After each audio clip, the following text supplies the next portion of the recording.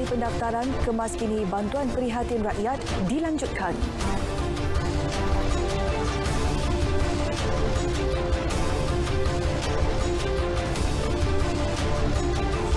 SOP solat Jumaat di masjid ambil kira faktor keselamatan dan kesihatan.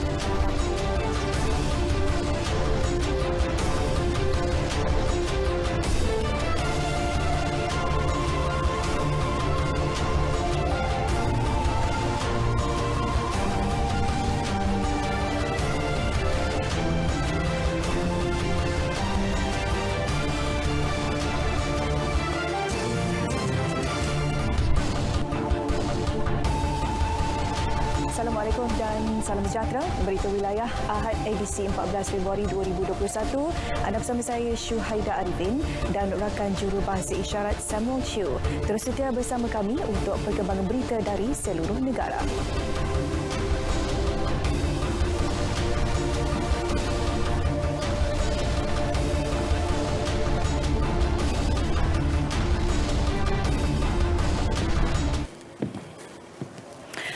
Baik, seperti biasa kami bawakan kepada anda kemas kini berita seluruh negara secara langsung.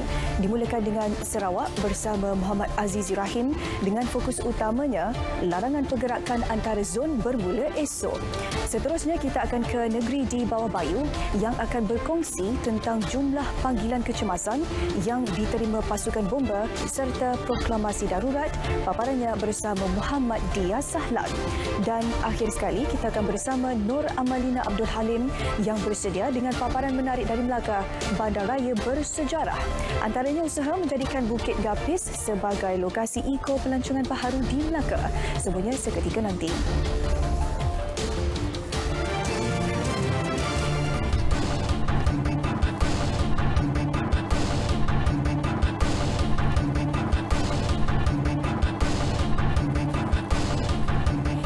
Tarikh pendaftaran baru bagi kemaskini bantuan prihatin rakyat BPR telah dilanjutkan sehingga 25 Februari.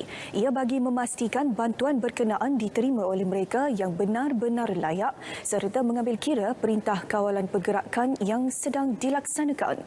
Menteri Kewangan Tengku Datuk Seri Utama Zafrul Aziz menerusi satu kenyataan berkata pemohon yang tidak pernah menerima bantuan sara hidup BSH 2020 atau bantuan prihatin nasional BPN B40 serta isi rumah berpendapatan RM5,000 ke bawah perlu membuat permohonan baru.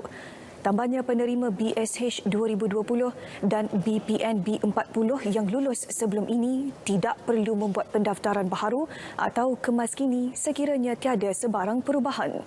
Selain itu, pembayaran fasa 1 BPR akan dipercepatkan kepada penghujung Februari ini seperti yang diumumkan dalam pakej bantuan pelindungan ekonomi dan rakyat Malaysia Permai pada Januari lalu. Kebenaran SOP solat berjemaah di masjid dengan penjarakan 1 meter dilaksana setelah mengambil kira faktor keselamatan dan kesihatan serta pandangan semua pihak. Justru jelas Timbalan Menteri di Jabatan Perdana Menteri Hal Ehwal Agama, Datuk Ahmad Marzuq Syahri, rakyat perlu patuh kerana ia turut dilaksana di seluruh dunia. Tegasnya penetapan SOP telah melalui perbincangan lanjut bersama pihak berkepakaran dalam bidang tertentu termasuk perubatan. Kerajaan telah buat satu keputusan maka menjadi kewajipan kepada rakyat untuk ikut. Itu lebih mendamaikan dan lebih mengharmonikan masyarakat. Bayangkan kalau semua orang nak pakai pandangan dia, akan banyaklah corak dan cara solat di masjid itu, ada yang dekat, ada yang jauh, ada yang lebih jauh dan sebagainya. Jadi kerajaan buat keputusan dengan mengambil kira pandangan semua pihak. Kepakaran dalam bidang perubatan, kepakaran dalam soal kehidupan sosial masyarakat. Jadi telah diadunkan sehingga keluar satu SOP. Beliau berkata demikian ketika mengulas penganjuran program dialog bertajuk Jarak Saf dalam mendepani COVID-19, tuntutan agama atau pemahaman songsang.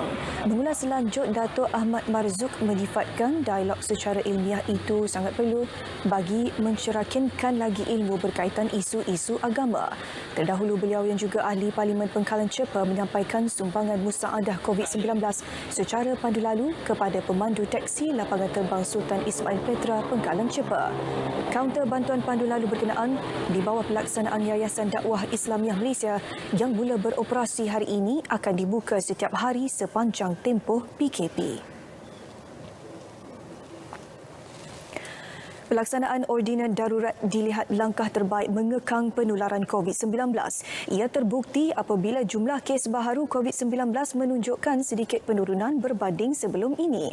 Menurut Pengerusi Jawatankuasa Kesihatan Terengganu, Dr. Alias Razak, pelaksanaan ordinan darurat itu demi kepentingan rakyat dengan beberapa langkah termasuk pelaksanaan mobilisasi anggota keselamatan digerakkan secara bersama melibatkan pasukan polis, angkatan tentera dengan bantuan rela. Selain itu, premis kesihatan swasta serta di bawah kerajaan negeri turut diarah membantu hospital kerajaan menangani kes serta memberi penempatan kepada individu yang dikuarantin.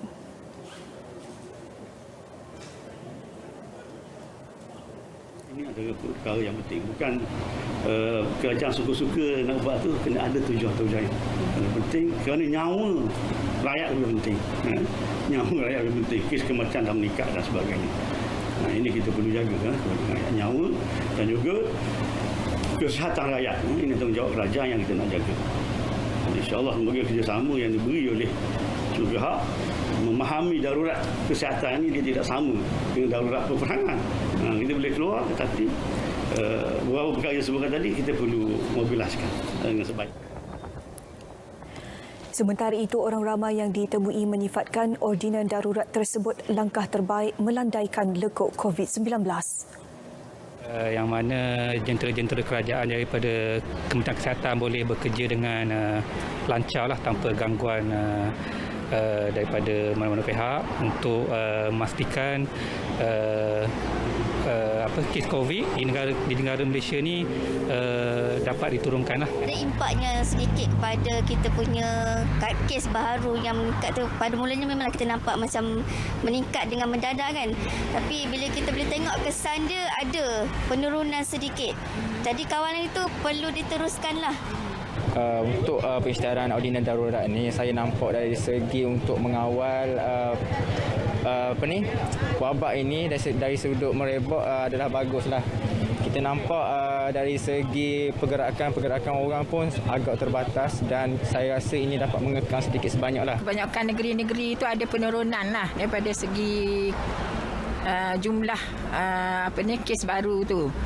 Saya rasa darurat ni perlulah juga dipanjangkan tempoh ataupun diberi masa untuk kita menangani COVID-19. Harap masyarakat kita dapat memahami konsep itu supaya segala amalan SOP itu dapat dilaksanakan dapat diterjemahkan kepada masyarakat dengan tepat. Semua program pelancongan yang disediakan dalam kalender pelancongan Negeri Melaka 2021 akan ditangguhkan sehingga Jun tahun ini. Bagaimanapun program seumpama itu boleh diubah suai sekiranya Perintah Kawalan Pergerakan tamat. Menurut Exko Pelancongan Warisan dan Kebudayaan Negeri Datuk Muhammad Jailani Khamis, menerusi bahagian promosi pelancongan negeri dijangka melaksanakan satu program spontan untuk mengembalikan kehadiran pelancong.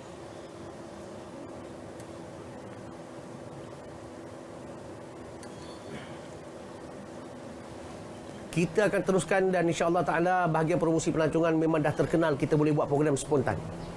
Dan kita boleh buat program dalam masa tempoh yang singkat dan secara efektif.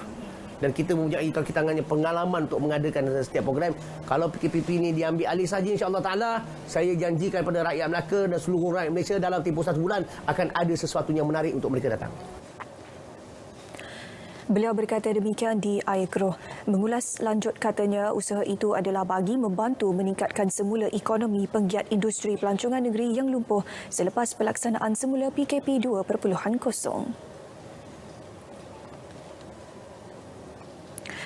Kementerian Pertanian dan Industri Makanan MAFI menyasarkan 958,000 tan metrik pengeluaran sektor aquaculture menjelang 2030.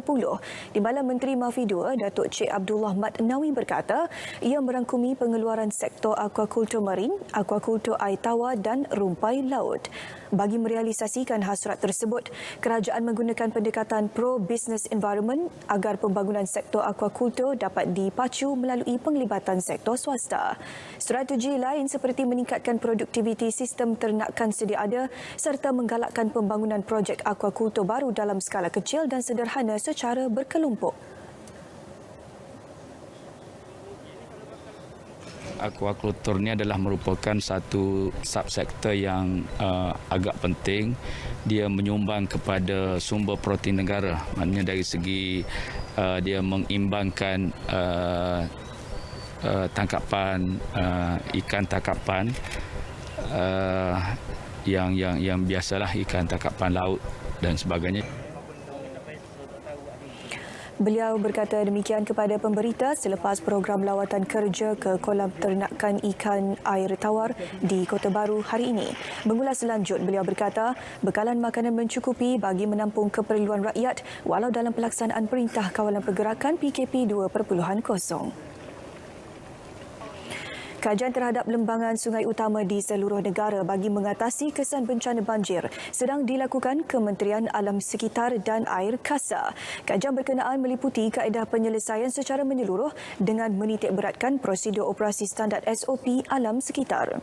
Menterinya Datuk Tuan Ibrahim Tuan Man berkata, apabila kajian itu siap sepenuhnya, semua pembangunan di seluruh negara perlu mematuhi prosedur yang ditetapkan bagi mengatasi berlakunya banjir.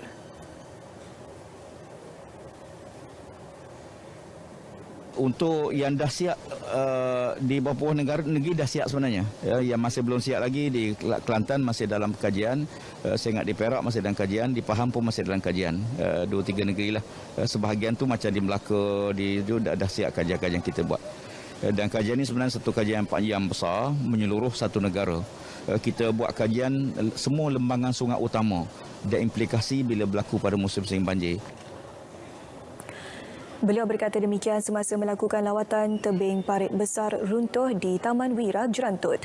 Tebing berkenaan mula runtuh sejak musim tengkujuh bulan Disember lalu dan kini bertambah buruk dan perlu ditangani segera.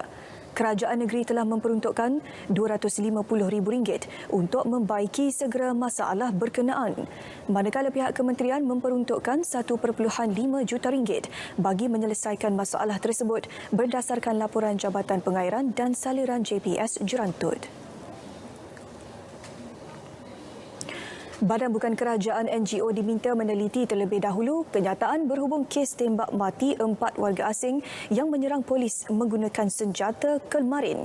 Tegas Ketua Polis Johor Datuk Ayub Khan Maidin PC, tembakan dilepaskan bertujuan mempertahankan diri mereka selepas suspek melepaskan tembakan terlebih dahulu serta menyerang menggunakan parang dan kerambit. Menurutnya, salah seorang pegawai polis juga cedera di bahagian tangan akibat ditikam suspek menggunakan kerambit. Saya akan mempertahankan pegawai dan anggota saya.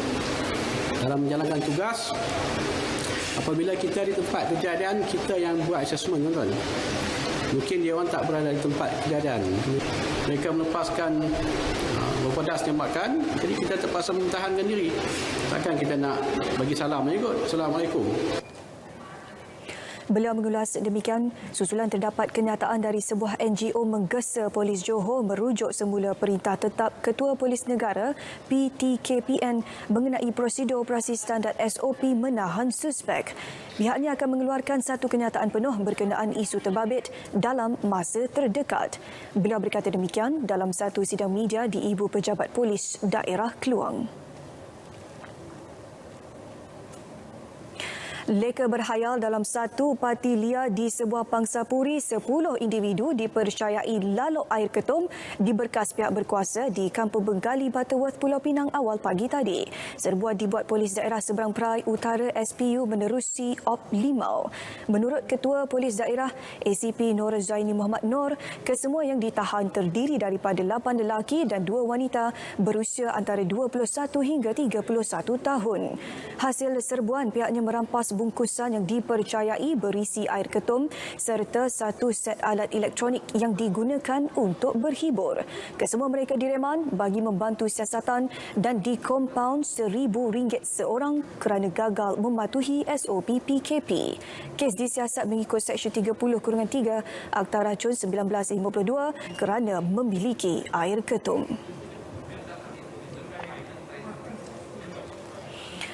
Tumpahan air berwarna hitam di longkang parit monsun di Taman Semenyih Permata Semenyih Selangor membawa kepada pembongkaran aktiviti peleburan logam besi secara haram. Dengan keluasan lebih 1 hektar, premis itu tidak dapat dihidu sebelum ini oleh pihak penguatkuasa berikutan lokasinya yang terpencil di dalam hutan. Wartawan kami, Atika Ismail, ikuti operasi serbuan terbabit.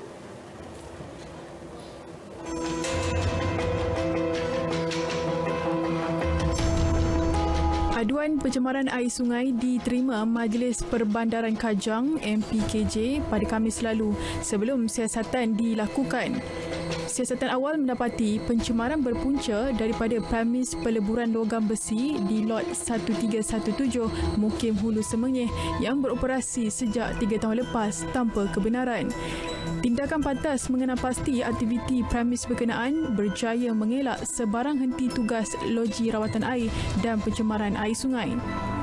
Esko Pelancongan dan Alam Sekitar Selangor, Hiloi Sian berkata, pemilik tanah dan premis perniagaan sudah dikenal pasti dan turut menyita jentera dan pintu masuk premis berkenaan.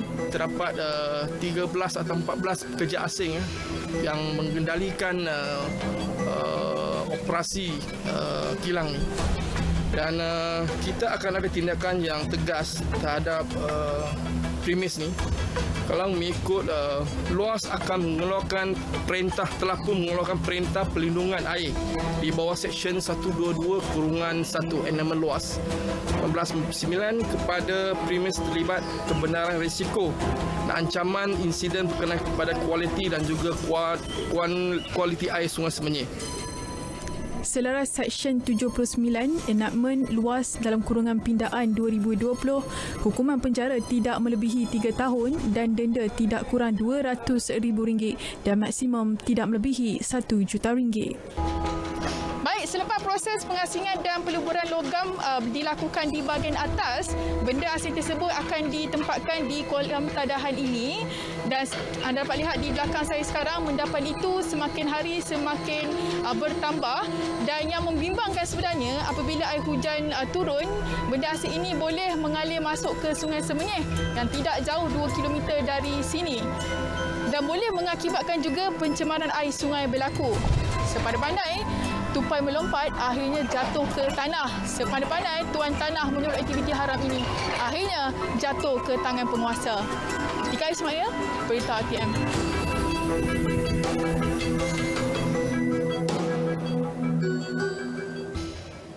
Baik, untuk mendapatkan laporan cuaca semasa langsung dari Jabatan Meteorologi bersama Rashdam Amirul Ashraf Ruslan. Silakan. Assalamualaikum dan salam hormat kepada semua penonton. Kita mulakan informasi cuaca pada petang ini dengan melihat kepada carta angin semasa. Dapat diperhatikan ketika ini, angin masih lagi bertiup dari timur laut menuju ke semenanjung Malaysia dengan kelajuan yang agak kencang sekitar 40 hingga 50 km sejam. Oleh demikian, Met Malaysia telah pun mengeluarkan amaran angin kencang dan laut bergelombang peringkat pertama di kawasan yang berwarna kuning dan peringkat kedua di kawasan yang berwarna jingga berkuat kuasa sehingga tengah malam nanti. Baiklah, kita beralih pula untuk melihat tinjauan cuaca semasa pada petang ini. Dapat diperhatikan ketika ini, hujan lebat kini sedang berlaku di 1-2 tempat melibatkan kawasan-kawasan di sekitar Selangor yang mana kami jangkakan keadaan hujan ini boleh berlanjutan sehingga ke lewat petang nanti.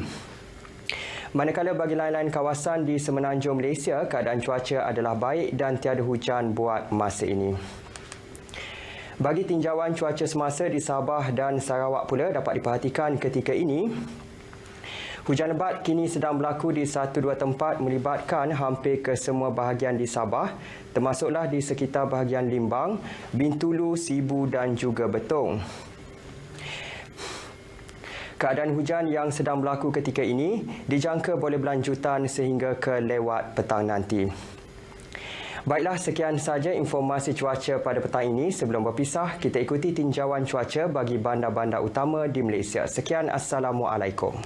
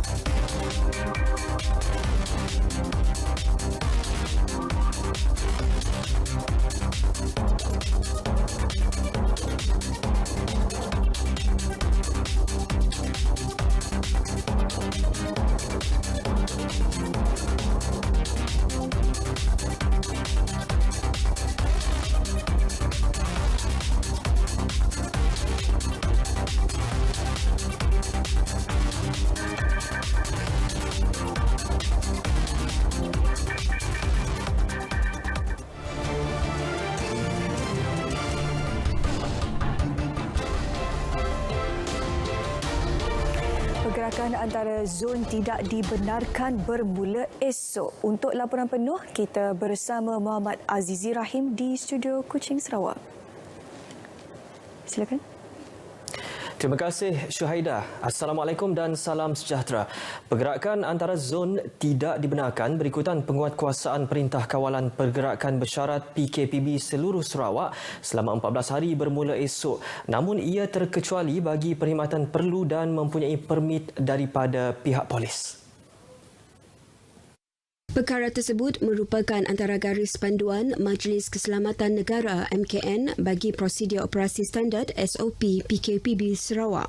Antara perkhidmatan yang dibenarkan beroperasi ialah perkhidmatan penghantaran makanan yang beroperasi dari pukul 6 pagi hingga 10 malam sepanjang tempoh tersebut.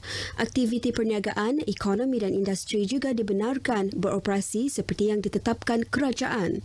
Ini termasuk pasaraya, pusat beli belah, penjajah tepi jalan, penjajah beredar serta mana-mana premis perniagaan makanan yang dibenarkan beroperasi antara pukul 6 pagi hingga 10 malam dengan pematuhan SOP. Bagi pasar harian, pasar borong, pasar malam dan pasar tani pula, operasi adalah mengikut waktu lesen atau permit sehingga pukul 10 malam. Namun, operasi bagi zon yang diisytiharkan sebagai merah adalah tidak dibenarkan. Untuk perkhidmatan perubatan dan kesihatan pula, waktu operasi klinik dan hospital kerajaan serta swasta dibenarkan beroperasi 24 jam atau mengikut waktu yang ditetapkan kerajaan. Manakala farmasi dan kedai menjual ubat-ubatan beroperasi bermula pada pukul 6 pagi hingga 10 malam. MKN turut menggariskan beberapa aktiviti yang tidak dibenarkan sepanjang tempoh PKPB. Ia merangkumi aktiviti hiburan, aktiviti sukan dan rekreasi, aktiviti pelancongan serta pengoperasian rumah urut, spa dan refleksologi. Dalam pada itu, pengusaha premis makanan di negeri ini akur dengan pelaksanaan PKPB bermula esok demi keselamatan bersama dan usaha mengekang penularan COVID-19.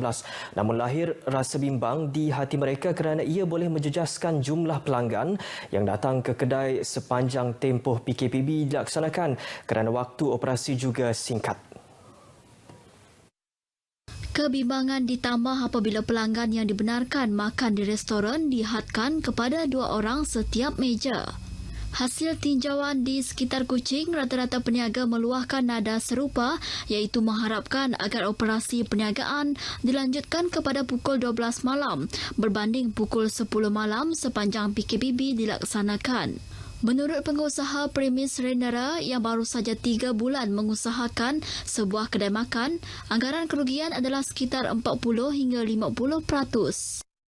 Kesannya amat sakitlah, sedih sebab masa bisnes tu ada terhad sikit, customer terkejar-kejar masa, and then customer merasa takut kerana masa yang ditetapkan kerajaan tu terlampau singkat sampai pukul 10 malam lah.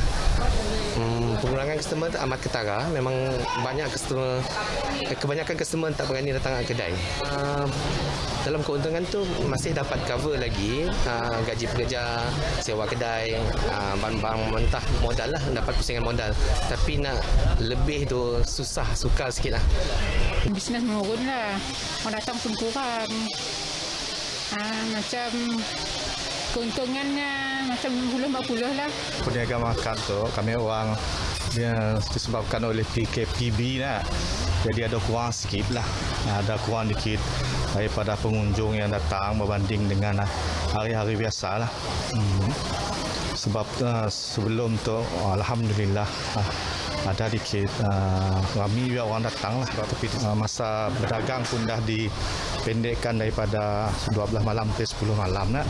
Jadi ada kurang sikit lah orang datang untuk makan.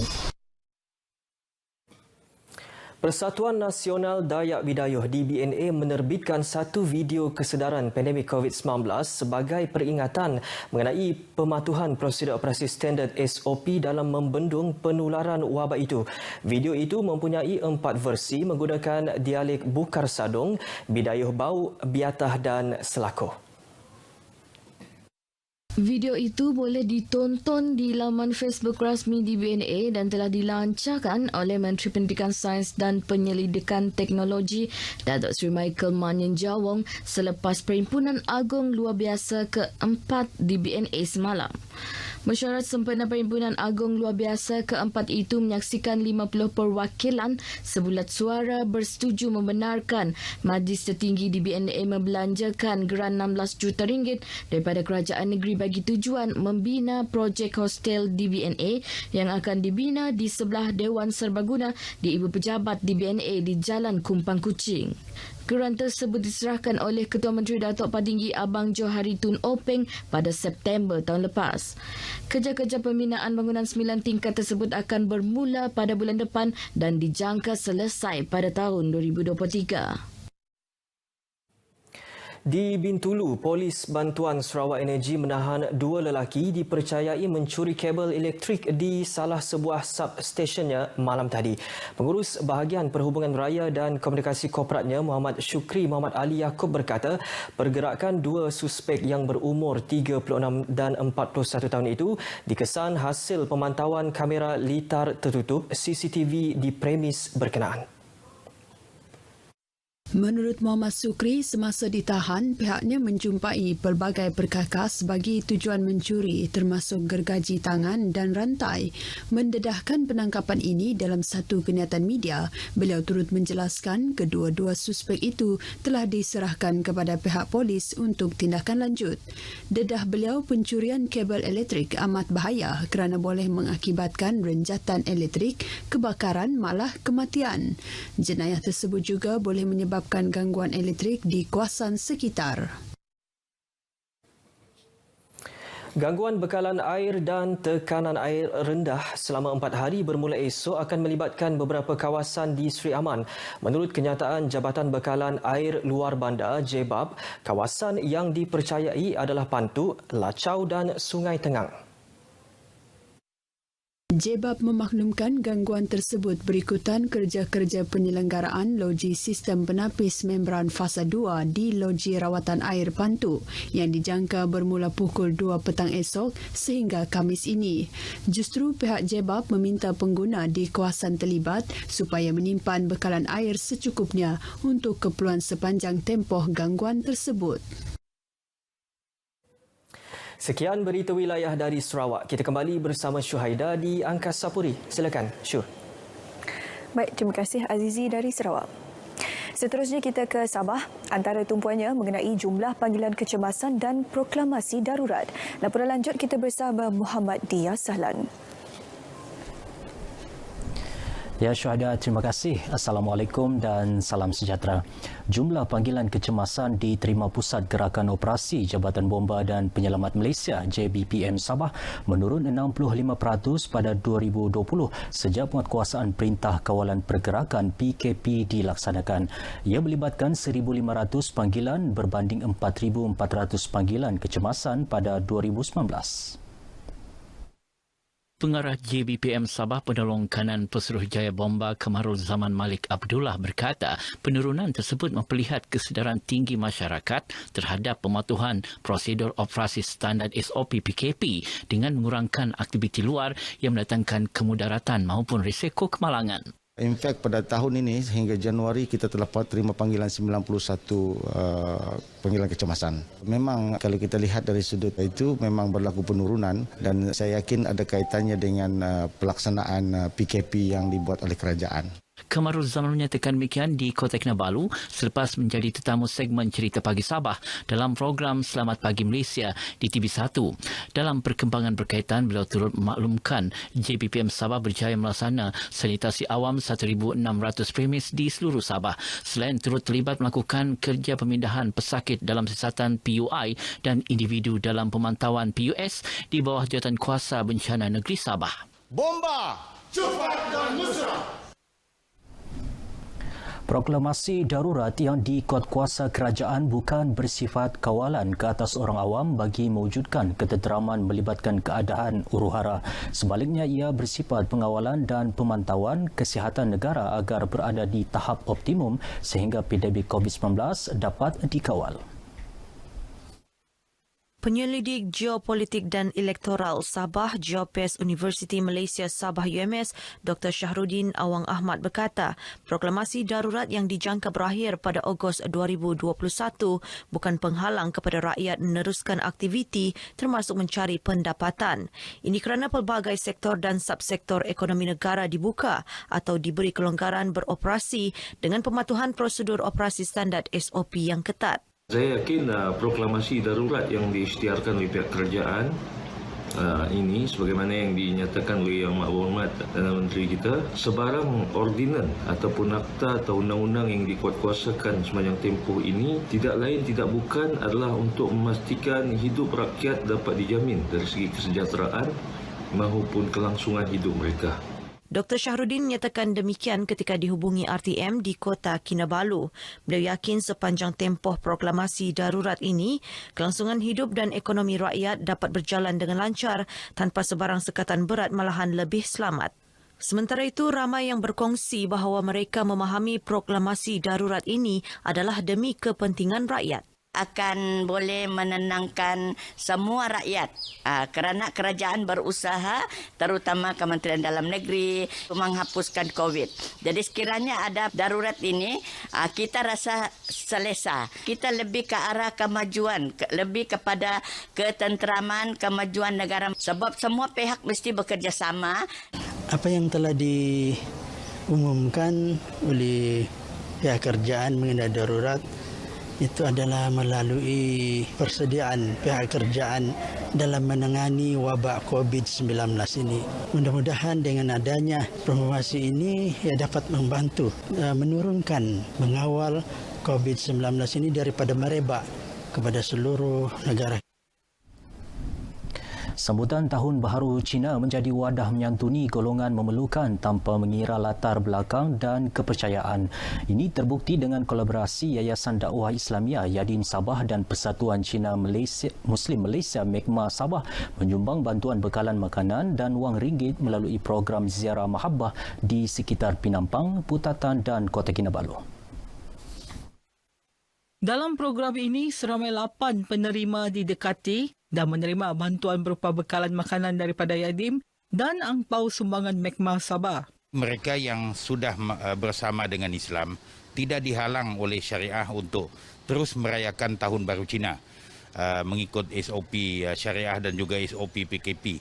Hari ini Yadim bekerjasama dengan Persatuan Cina Muslim Malaysia Cawangan Sabah untuk menyantuni masyarakat Tionghoa. InsyaAllah kita akan bekerjasama lagi sebab sebelum ini memang kita sentiasa bekerjasama dengan Yadim Sabah dan ini juga tanpa sedikit dapat membantu masyarakat setempat. Keistimewaan di Sabah ini ialah ada di antara ibu bapa yang belum Muslim tapi masih boleh tinggal bersama anak yang Muslim, di mana budaya-budaya seperti Tahun Baru Cina masih diamalkan bersama dengan anak-anak yang Muslim. Bantuan ini diharapkan dapat meringankan beban penerima khususnya ketika musim perayaan dan PKP ini. Ko si kanyo sa yavi ko don ko ikot ko dati demi penak lagay dia Penahu ada dia setiap tahun baru di sini. Nak tahu ada anak sabi kau. Kami pekerjaan menanunui lagu dia bangan dia. Ingka ada lagu tahun. Mudahan ada punson takon ada tete virus tiba. Sebab pembangunan sabi aku mula pataikan. Sisi ni man ke woman bantuan. Sisi ni man. 他们很好派可以帮助我们，我们很贫穷，他们可以帮助我们，谢谢你们。谢谢你们是什么了啊？恭喜发财了，没有去哪里啊？什么健康了。我的丈夫去年都去世了。 Selamat menyambut Tahun Baru Cina. Gong Si Pa Cai. 万事如意，两世平安。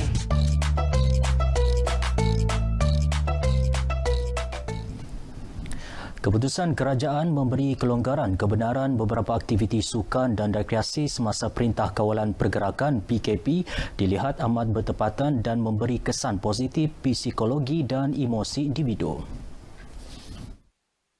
Fellow Kanan Fakulti Psikologi dan Pendidikan Universiti Malaysia Sabah UMS, Profesor Madya Dr. Puteri Hayati Megat Ahmad berkata, ia tentunya memberi kelegaan kepada orang ramai yang sebelum ini tidak dapat melakukan aktiviti berkenaan.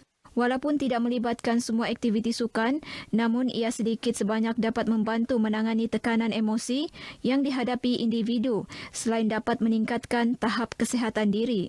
Aktiviti fizikal dapat membantu memperbaiki gangguan mood gangguan mood.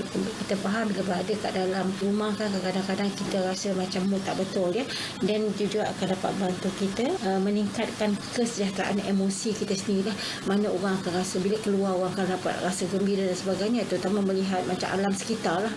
Profesor Madya Dr. Puteri Hayati ditemui RTM di Kota Kinabalu. Sementara itu, orang ramai yang ditemui menyambut baik keputusan kerajaan itu. Saya sangat bersetuju dengan apa yang kerajaan lakukan bagi membuka kebenaran bersukan, tetapi kalau kita hendak bersukan hanya melimitkan 2 orang individu sahaja. Sebagai contoh, berbasikal, berjogging. Asalkan kita mematuhi SOP itu sangat memadailah. Macam saya setuju je kalau untuk student sebab sekarang kan student berkurang. Cuma kalau boleh untuk rekreasi ni kita galakkan ikut SOP lah dan bukan yang berkumpul tu. Bagi kami yang di pihak Kolej Kediaman ni amat memerlukanlah kalau macam aktiviti sukan begini supaya semua pelajar tidaklah terkurung saja di bilik, mereka boleh melakukan aktiviti. Antara aktiviti dibenarkan ialah jogging, berbasikal, tenis, badminton, pingpong selain aktiviti kemahiran kendiri, sukan berpasukan serta bola sepak, bola keranjang, hoki dan sepak takraw tanpa melibatkan sentuhan fizikal. Orang ramai diingatkan agar berdisiplin mematuhi prosedur operasi standard SOP ditetapkan semasa melakukan aktiviti bagi mengekang penularan pandemik. Baik, paparan tadi mengakhiri bahan berita dari Sabah petang ini. Kekal berada di rumah, hanya keluar jika perlu. Baik, kembali semula bersama Syahidah di Angkasa Puri. Silakan Syuh. Baik, terima kasih Dia Sahlan dengan perkembangan tersebut. Op lancar sempena Tahun Baru Cina catat penurunan saman berbanding tahun lalu dan Bukit Gapis lokasi baharu Eco pelancongan. Itu antara fokus utama dari belaka yang akan dibawa Nur Amalina Abdul Halim. Silakan.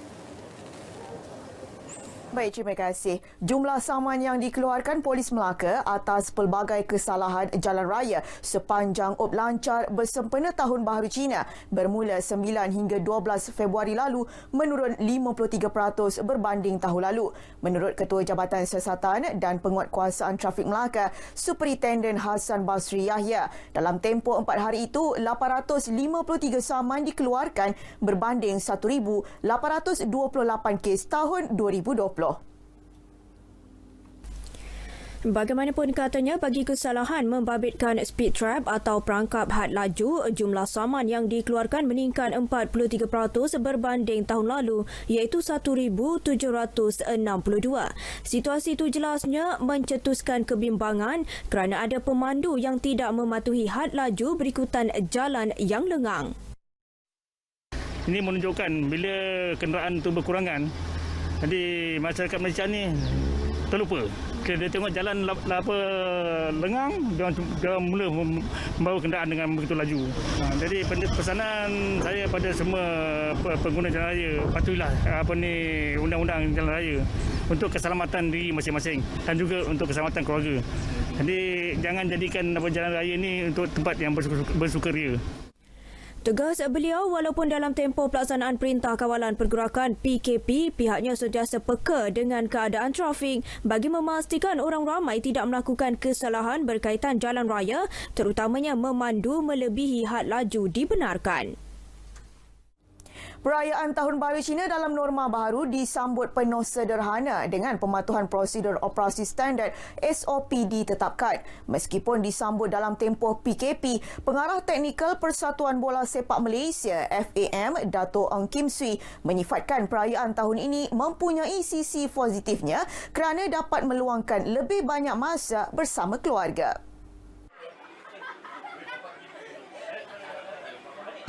Dan kali ini sambutan agak sederhana, di mana kita boleh nampak hanya keluarga terdekat saja dan tiada lagi open house yang saya lakukan setiap tahun.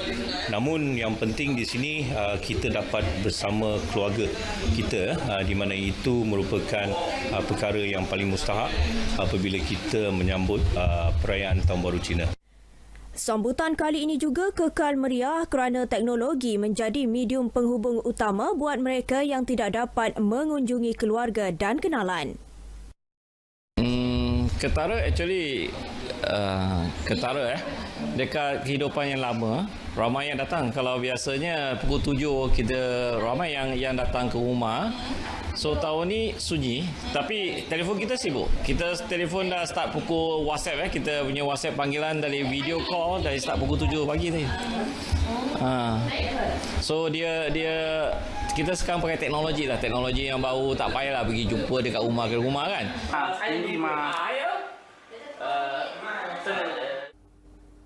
Bukit Gapis, juga dikenali sebagai Gunung Melaka, akan dibangunkan sebagai kawasan Eko Pelancongan baru di Melaka.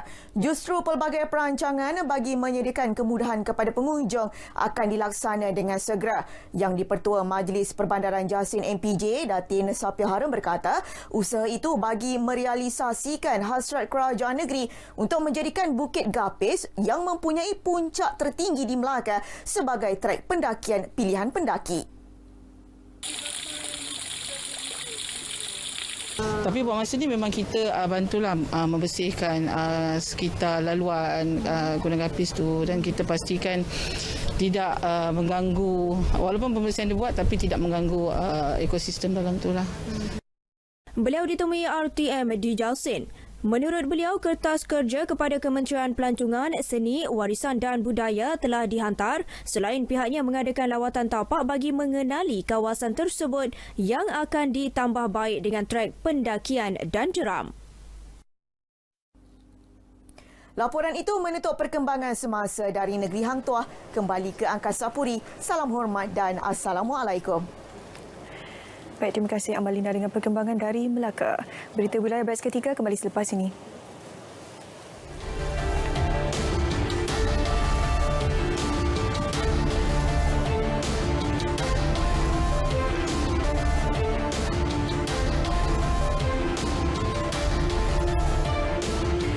Lazimnya kita sering mendengar orang kurang upaya OKU dibantu orang yang lebih mampu. Namun tidak bagi aktivis OKU Roslan Ismail 49 tahun lebih senang menghulurkan bakti kepada orang lain.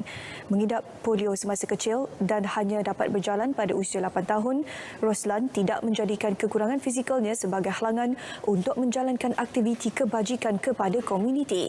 Biarpun hanya merangkak untuk bergerak menjalankan amanah dan berulang alik menggunakan bot tambang Pulau 100 ke JT Kok Majid Tumpat, dia berasa puas hati dapat menolong mereka yang memerlukan.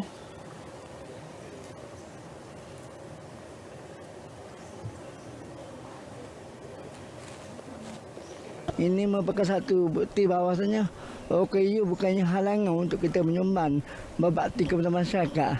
Setengah orang anggap OKU ni hanya golongan yang mengharapkan bantuan sahaja, tapi bagi orang lain itu satu pandangan negatif. OKU juga boleh tolong orang nama. Nama individu berjiwa besar itu sudah sebati dengan penduduk di Pulau 100 kerana kegigihannya menghulurkan bakti, malah Roslan turut mendapat kerjasama daripada pelbagai pihak. Beliau yang dulu menggunakan motosikal roda 3 kini dihadiahkan sebuah ATV untuk kegunaannya dalam melakukan kerja-kerja kebajikan. Atas usaha dan komitmennya membantu komuniti, Roslan menerima pelbagai anugerah termasuk Anugerah Rakan Jobs Malaysia Terbaik 2016-2017 selain pernah dilantik sebagai Rakan Komuniti JPN Kelantan.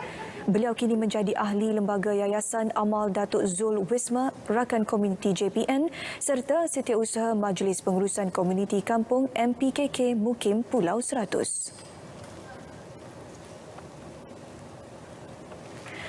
500 keluarga terdiri daripada golongan B40, Asnaf, OKU dan Ibu Tunggal di PPR Taman Beringin Jinjang Utara Ibu Negara menerima sumbangan makanan asas. Sumbangan berjumlah RM60,000 itu hasil kerjasama Yayasan Pelindung dan Kesedaran Pencegahan Jenayah Malaysia YPKPJM bersama beberapa syarikat korporat. Dibalas Setiausaha Yayasan berkenaan, Datuk Seri Syarizal Said berkata pihaknya akan terus menyalurkan bantuan kepada golongan yang terjejas susulan penularan pandemik.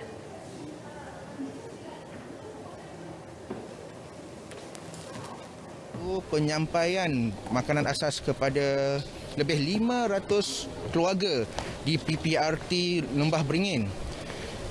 Perkara ini telah kami lakukan dari pihak-pihak yayasan sudah beberapa kali dan pada tahun ini saja hampir kali yang ke-6 kita buat program CSR dan minggu lepas kita ada hantar di daerah di Negeri Pahang dan hari ini kita buat di kawasan Jinjang dan insya-Allah selepas ini kami akan pergi ke Terengganu dan Kelantan pula.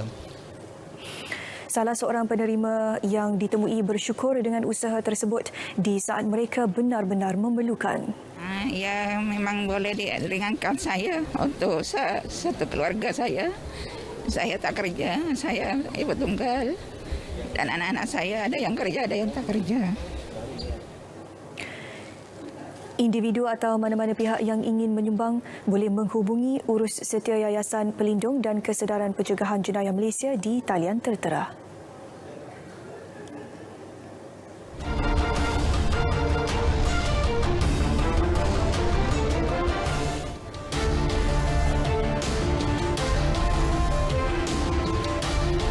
Kementerian Belia dan Sukan KBS hari ini sekali lagi menegaskan bahawa aktiviti sukan berpasukan seperti bola sepak, bola keranjang, hoki dan sepak takraw bagi orang ramai hanya dalam bentuk latihan kemahiran kediri tanpa melibatkan sentuhan fizikal. Menterinya Datuk Seri Rizal Merican Nena Merican berkata kebenaran diberi kepada fasiliti sukan untuk beroperasi dengan prosedur operasi standard SOP yang ketat demi kelangsungan hidup pihak yang terbabit dalam industri itu. Aktiviti sukan bola sepak, hoki untuk masa dibenarkan dilakukan hanya untuk latihan kemahiran kendiri tanpa ada apa-apa aktiviti yang bersifat bersentuhan. Bukan boleh main bola tapi tak bersentuh, maknanya latihan dia. Berarti matches tak boleh, perlawanan tak boleh. Tetapi kita nak tolong operator komersial, padang-padang komersial ni boleh beroperasi, sekurang-kurangnya mereka boleh benarkan latihan.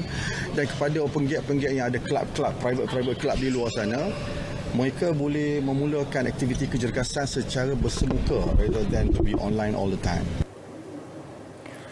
Menurut SOP yang dikeluarkan oleh pihak Majlis Keselamatan Negara MKN dan KBS sebelum ini, aktiviti dibenarkan dalam bentuk latihan kemahiran kendiri bermaksud tiada aktiviti bersentuhan dan ia harus tidak melebihi 30% kapasiti asal. Datuk Seri Rizal Merican turut menyatakan bahawa situasi ketiga PKP pertama kali dilaksanakan tahun lepas dan PKP 2.0 sekarang tidak sama apabila kes harian COVID-19 meningkat daripada angka ratusan ke ribuan dan telah menular ke dalam komuniti. Beliau berkata demikian kepada media selepas melakukan tinjauan di beberapa fasiliti sukan di Lembah Kelang. Saya sendiri lihat bagaimana persiapan yang mereka lakukan. Secara keseluruhan saya berpuas hati. Saya pun mengucap terima kasih ada premis-premis sukan yang agak terkehadapan. Malah meletakkan senarai semua kaki tangan mereka dan bila tarikh di swab test, bila keputusan keluar. Ini sekurang-kurangnya memberi keyakinan kepada pengunjung ke premis tersebut. Saya ucapkan tahniah 1-2 premis saya lihat.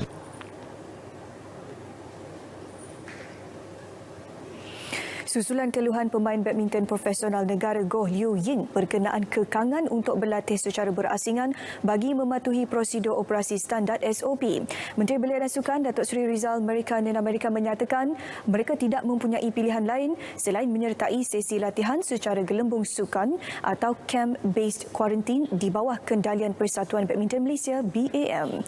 Datuk Seri Rizal Amerika menyatakan bagi atlet elit negara sudah tentu adanya pertimbangan untuk mengadakan sesi latihan menjelang beberapa kejohanan penting terutamanya Tamasya Sukan Olimpik Tokyo.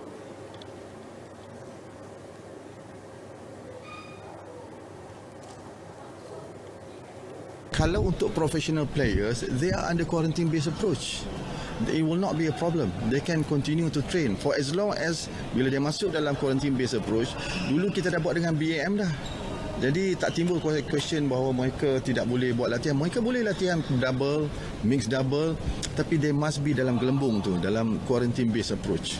Supaya mereka tidak ada possible jangkitan daripada luar. So elite athlete must not in any way become a victims of penutupan sukan sebab they will not be part of it. Dia orang sentiasa akan diberi kelulusan khas. Setakat ni nak bagi cerita maklumkan BAM membenarkan latihan pemain-pemain profesional melakukan latihan dalam camp BAM. Jadi tak timbul isu kata saya tak boleh nak buat quarantine base terlalu banyak sangat. Setakat ni BAM. Sebelum ini, pemenang pingat perak Sukan Olimpik 2016 Goh Liu Ying menyatakan dengan hanya tinggal 2 minggu sebelum kejohanan terbuka Switzerland bermula, mereka masih berdepan kekangan untuk berlatih dengan pelaksanaan PKP 2.0.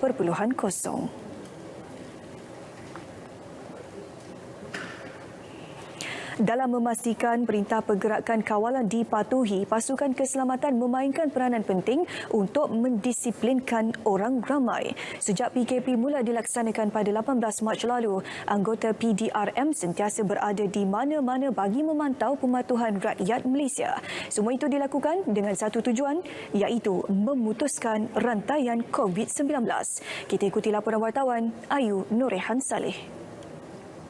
Di Pahang, Ketua Polis Bentong Superintenden Zaiham Muhammad Kahar berkata, semua masyarakat perlu memahami tugas penguatkuasaan diperlukan agar semua pihak mematuhi SOP yang telah ditetapkan. Bagi memudahkan urusan penguatkuasaan, sebuah pasukan Task Force COVID-19 daerah Bentong ditubuhkan yang turut dibantu anggota rela dan Angkatan Pertahanan Awam Malaysia APM. Dalam 24 jam mereka akan memantau kawasan IPD Bentong lah supaya mereka semua yang berada di dalam kawasan perairan IPD Bentong ni mematuhi SOP yang telah ditetapkan. Selain itu, Polis Bentong juga menggerakkan anggota daripada bahagian pencegahan jenayah dan keselamatan komuniti bersama kereta peronda dan unit bermotosikal untuk membuat hebahan terutama di tempat tumpuan orang ramai. Anda dinasihatkan untuk berada di dalam rumah jika tiada keperluan penting untuk keluar dari kediaman. Khidmat drone daripada Pasukan Gerakan Udara PGU juga diperlukan bagi melakukan hebahan menerusi udara. Selain itu, katanya 5 sekatan jalan raya SJR di daerah Bentong termasuk di Plaza Tol Bentong, Lebuh Raya Kuala Lumpur Karak dilaksanakan. SJR di laluan-laluan tikus juga dibuat bagi mengurangkan pergerakan keluar masuk masyarakat ke bandar atau daerah lain. Langkah berkenaan pada masa yang sama turut membantu polis mencegah aktiviti penyeludupan dan lain-lain jenayah. Beginilah tugas petugas barisan hadapan di Tol Bentong ini pada setiap hari tanpa mengenal siang atau malam ataupun hujan ataupun berpanas di sini dalam usaha mendidik masyarakat agar mematuhi SOP yang telah pun digariskan kerajaan dalam memutuskan rantaian COVID-19. Dan usaha ini wajar kita hargai tanpa mengira siapa kita ataupun tanpa mengira darjat kerana wabak ini tidak mengenal siapa mangsanya. Namun tidak dapat dinafikan ada juga segelintir masyarakat yang masih berdegil dan ingkar arahan PKP. Contohnya, bila kita tanya kenapa nak bergerak daripada sini ke Kuala Lumpur dan sebagainya, ada yang menyatakan nak tolong potong rumput, majikan dan sebagainya.